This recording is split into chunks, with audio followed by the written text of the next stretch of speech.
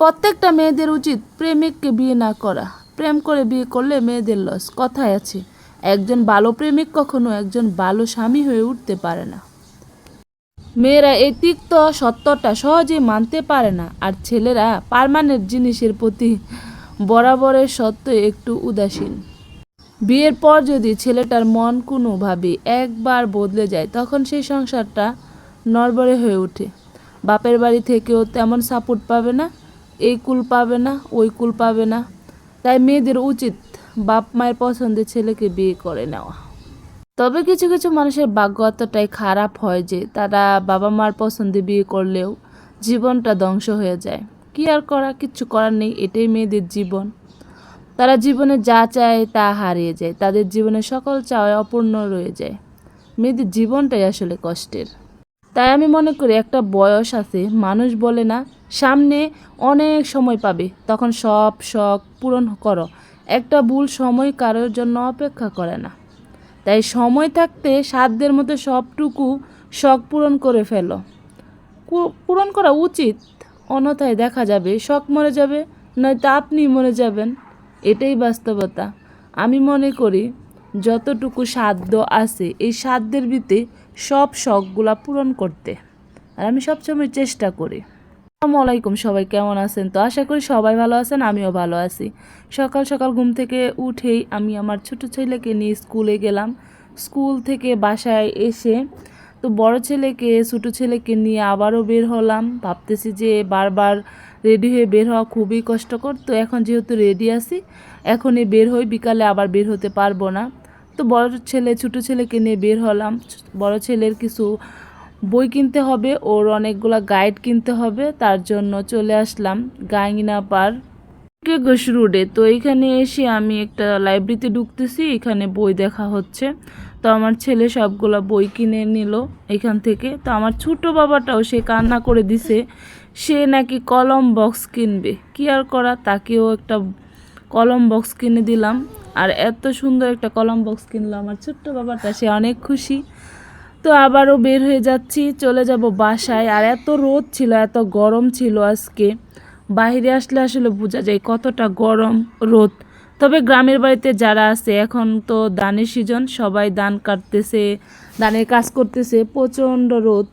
আর আমার দুইটা বাবা এখানে ফুচকা খাচ্ছিল, ফুচকা খেয়ে আব্বাকে আমরা এখন রিক্সা দিয়ে চলে যাব। তো এই যে দেখেন আমার বাবাটা আমার কাছে তার ভাইয়ার বই নিয়ে আসছিল। বাসায় এসে রান্না বান্না করা শুরু করে দিলাম।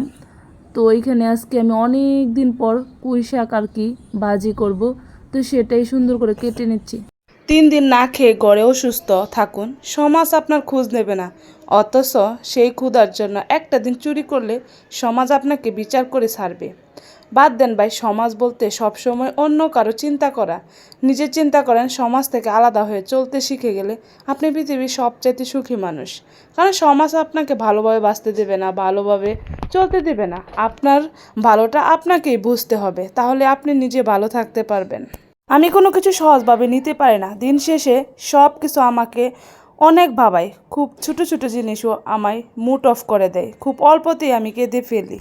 অসুস্থতা বেড়েই যাচ্ছে। মাইগ্রেন কোনো সাধারণ ব্যথা নয়, মাথার এক পাশ থেকে শুরু করে পুরো মাথা যন্ত্রণা, কপাল ব্যথা, চোখ ধরে যায়, ঘাড় ব্যথা করে প্রচণ্ড। রোদ অতিরিক্ত ঠান্ডা সহ করা যায় না, অতিরিক্ত কথা বার্তা সহ হয় না, ভালো কিছু খারাপ মনে হয়।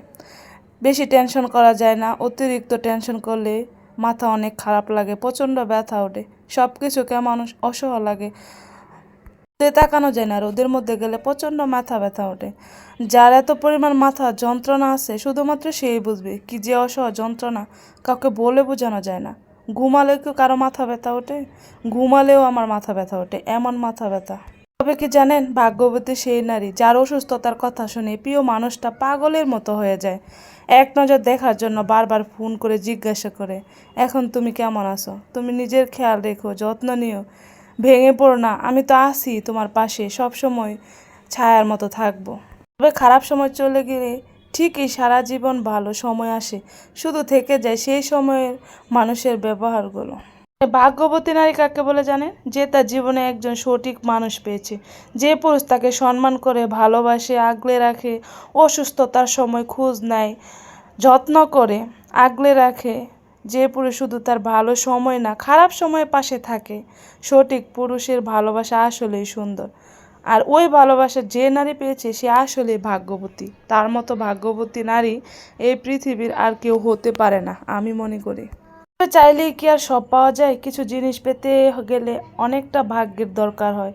আর বিষয়টা যখন ভাগ্যের তখন আমি বরাবরই আনলাকি।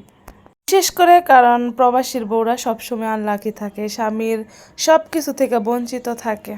এর মধ্যে আমি নিজেই চিন্তা করি আর ভাবি, এত অল্প বয়সে আমি এত ক্লান্ত, তাহলে সামনে লম্বা জীবনটা পাড়ি দিব কিভাবে, কিভাবে সারাটা জীবন কাটাবো। সময় অসুস্থতা থাকে, খারাপ লাগে, প্রচণ্ড মাথা ব্যথা করে, জানি না কবে কিভাবে সুস্থ হবে আল্লাহই জানে। তো আমার ছেলে সন্ধ্যায় দেখেন কি বানাচ্ছে, সে পুরি বানাচ্ছিল। সে আসলে প্রতিদিনই কোনো না কোনো একটা নাস্তা বানিয়ে খাওয়াবে, সে নিজেও খাবে আমাকেও এনে খাওয়াবে। তো আমার কিন্তু আবার এগুলো বানাতে ইচ্ছে করে না, ভালো লাগে না। তো সেই বানিয়ে আমাকে এনে দিল, শসা দিয়ে খাচ্ছিলাম, তো মজাই হয়েছিল। যাই হোক, আমার ছেলে কিন্তু সব খাবার রান্না করতে পারে মোটামুটি, বাবার মতোই হয়েছে। তার বাবাও পারে, সেও পারে। আমার কপালটাই ভালো, আমার ছেলেও রান্না করতে পারে, তার বাবাও রান্না করতে পারে, আমাকে রান্না করে খাওয়ায় তারা। যাই হোক, একদিক দিয়ে তো অনেক লাকি। ছোট্ট বাবাটা সে একটা কলম বক্স কিনে নিয়ে আসছে, তো সে অনেক খুশি এটা কিনে, তো অনেক এক্সাইটেড যে কখন স্কুলে যাবে, তার বন্ধুদেরকে দেখাবে। তো যাই হোক, আজকের মতো এই পর্যন্তই। সবাই ভালো থাকেন, সুস্থ থাকেন, আল্লাহ হাফিজ।